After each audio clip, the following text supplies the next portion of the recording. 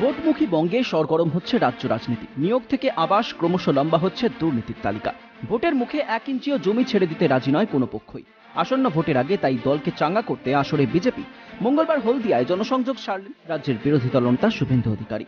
হলদিয়া পুরসভার 21 ও 23 নম্বর ওয়ার্ডে চায় পে চর্চার কর্মসূচি নেন। পরে কর্মী সভায় যোগ দিয়ে রাজ্যকে একের পর এক নিশানা করেন শুভেন্দু।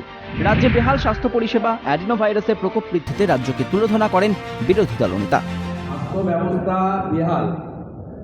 মুখ্যমন্ত্রী, স্বাস্থ্যমন্ত্রী তার বাড়ির লোকই পশ্চিমবঙ্গের হসপিটালগুলোর উপর আস্থা রাখতে পারেন না। মমতা ব্যানার্জি এবং তার সরকার এখন ব্যস্ত রক্ষা কবচ না সুরক্ষা কবচ এইসব নিয়ে পঞ্চায়েত ভোটের প্রস্তুতি।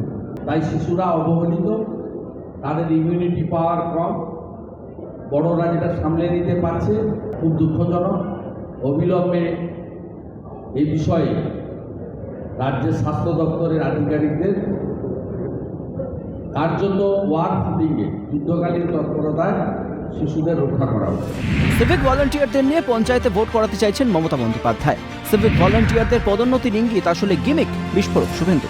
তিনি চাইছেন সিভিক ভলান্টিয়ার এবং ভিলেজ পুলিশদেরকে এই ললিপপটা দেখিয়ে ভোটটা করিয়ে নিতে।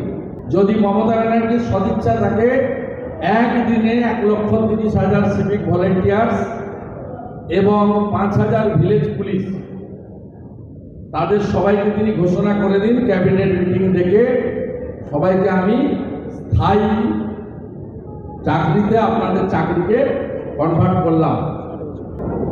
আপনারা মমতা ব্যানার্জিকে বলুন, চুক্তির ভিত্তি কর্মচারী, আংশিক কর্মচারী, সিভিক ভলান্টিয়ার, ভিলেজ পুলিশ, আপনারা বলুন নবীন পট্টনায়কজি পাশের রাজ্যের মুখ্যমন্ত্রী যেমন 58,000 কন্ট্রাকচুয়ালকে পার্মানেন্ট করে দিয়েছেন ক্যাবিনেট মিটিং এনে, সেইভাবে পার্মানেন্ট ঘোষণা করতে। ভুল করলেই রাজ্যপাল পদক্ষেপ নেবেন, রাজ্য ও রাজ্যপালের দ্বন্দ্ব নিয়ে মন্তব্য শুভেন্দু। প্রাপ্ত বসু বা ওনার মালিক, উনি তো কর্মচারী, ওনার মালিক মমতা ব্যানার্জি যখনই ভুল করবে তখনই এই মহামান্য রাজ্যপাল টাইট করবে। ভুল যদি না করেন তো আমিও বলবো না, আর গভর্নরও কিছু করবে না। আপনারা ভুল করবেন আর রাজ্যপাল আপনাদের ভালো করে টাইট করবে। ভোট সামনে আসতেই কথায় সাম দিচ্ছে বিরোধীরা। হাতে শাসক, বিরোধী ইস্যুও একাধিক। রাজ্যের লাগাম ছাড়া দুর্নীতির রাশ টানতে কি এবার কাজে আসবে বিরোধীদের চাঁচা ছোলা মন্তব্যই?